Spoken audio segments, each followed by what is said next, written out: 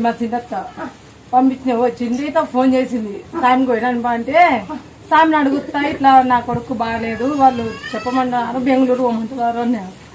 బెంగళూరు పొమ్మంటున్నారు అన్నా అని అంటే నాతో డబ్బులు లేవు పని పోయినా సార్ నుంచి అడ్డే పోయినా నేను పోయినాక ఇట్లా డబ్బులు లేవస్తా అంటే సామిని అడుగుతాలే పానింది. సామి దగ్గరకు వచ్చి అడిగింది ఇట్లా స్వామి ఆటోకి తగిలింది బాబుని కర్నూలు కలిగిపోయినాడు స్వామిని. మా అత్తయ్య ఏం లేదు అమ్మా మల్లెపూలు ముచ్చూడమను ఏం కాదని చెప్పింది. మల్లెపూలు పూలు ముచ్చూడమని స్వామి ముచ్చు చూపించినాను. నువ్వు వెంటనే డాక్టర్లు వచ్చి ఏం కాదమ్మా అన్నం కానీ ఏదన్నా తినిపించి తాపి ఏం కాదు అని చెప్పినారు. తినిపించి తాపిచ్చినారు.